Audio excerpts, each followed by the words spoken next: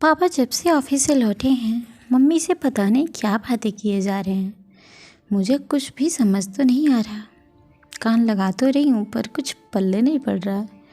थोड़ी देर बाद दोनों मेरे कमरे में आए और बोले, पापा के दोस्त है ना श्याम अंकल, उन्होंने तुम्हारा हाथ मांगा है अपने बेटे राजीव के लिए।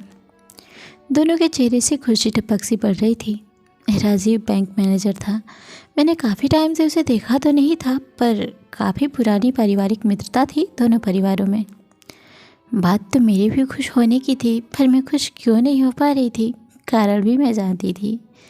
अपनी बेस्ट फ्रेंड की शादी में जब से उसके भाई को देखा था, तब से दिलो दिमाग पर बस वहीं छाया हुआ था। उसका भी मुझे बार बार देखना कहीं ना कहीं मुझे बहुत खुशी दे रहा था।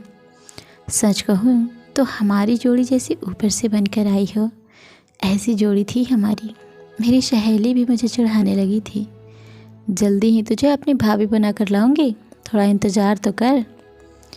मैं तो मन ही मन कल्पनाओं में उसे अपना बना चुकी थी। दिन रात उसी के ख्यालों में गुम रहने लगी थी।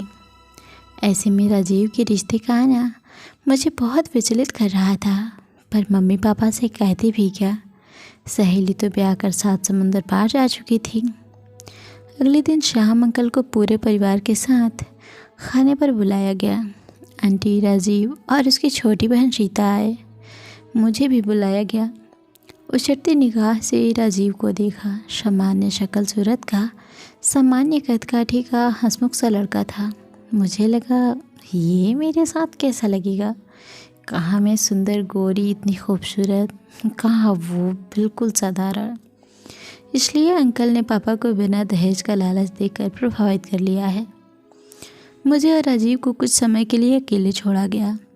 वो कुछ मुझसे पूछता रहा, मैं बस उनके जवाब देती रही। वो मेरा संकोच समझता रहा और मैं सोचती रही कब ये लोग जाएं। मैं बहुत परेशान। सहेली का फ़ोन नंबर भी नहीं होता भी तो क्या बोलती। वक्त निकलने लगा, शादी की तैयारियां होने लगी और मैं राजीव की दुल्हन बनकर उनके घर आ गई। सभी मुझे बहुत प्यार करते, पर अभी भी मैं राजीव की अपनी सहेली के भाई से बराबरी करती और उसे हर बात में नीचा ही पाती। पर वो खुशी खुशी मेरे नखरे, चिड़चिड़ाहट भी हंसकर बर्दाश्त कर लेता। हम मुंबई आ गए, जहाँ राजीव की पोस्टिंग थी। राजीव ने बहुत प्यारा फ्लैट लिया था। सारी सुविधाओं से भरपूर घर था। मेड आकर घर का सारा काम कर जाती। मुझे कोई भी परेशानी नहीं थी। हर वीकेंड में हम घूमने शॉपिंग के लिए जाते। ऊपर से तो मैं खुश रहने की एक्टिंग करती, पर अंदर से मैं खुश होकर भी पूरी तरह खुश नहीं रह पाती। वक्त गुजरा और मैं 2 नन्हे शैतानों की माँ बन गई। अब दिनचर्या थोड़ी व्यस्त रहने लगी, पर राजीव अभी भी वैसा ही था। हर काम में मेरी मदद करना, हर ख्वाहिश पूरी करना। वाकई बहुत अच्छा इंसान है। मैं भी सोचने पर मजबूर हो जाती। मम्मी पापा का फ़ोन आया। छोटा भाई की शादी थी। मम्मी ने थोड़ा जल्दी आने को कहा, जिससे उनकी थोड़ी मदद कर पाऊँ। काफ़ी समय से जा नहीं पाई थी, तो मैं भी बहुत खुश होकर तैयारियों में जुट गई। भाई भाभी के लिए गिफ्ट, मम्मी पापा, सास माँ, ससुर जी सबके लिए गिफ्ट ली। राजीव ने खूब खुश होकर खूब शानदार शॉपिंग करवाई। हम घर पहुँचे। बच्चे दादा दादी से मिले। मम्मी ने कहा, राजीव, बहू को मम्मी पापा के घर ले जाओ, वहाँ ज़्यादा ज़रूरत है बहू की। वो लोग बेकरारी से राह ताक रहे होंगे। मैं घर पहुँची। सब बहुत खुश हो गए। मम्मी सारी गिफ्ट दिखा रही थी जो नई बहू के लिए ली थी। सारा दिन बस इसी में निकल गया। शाम की फ़्लाइट से राजीव चले गए। छुट्टियाँ कम थी तो शादी के समय ही आने वाले थे वो। रात को खाने के समय मम्मी ने बताया, तुम्हारी सहेली विदेश से आई है, एक दिन बाज़ार में मिली थी। न जाने क्यों मेरा मन सहेली के घर जाने को व्याकुल हो उठा। उसके घर के नंबर पर फ़ोन किया और दूसरे दिन उसके घर आने की सूचना भी दे दी। कुछ अजीब सा महसूस कर रही थी मैं, फिर भी जाना चाहती थी। जैसे ही उसके घर पहुंची, ज़ोर ज़ोर से चिल्लाने झगड़ने की आवाज़ आने लगी।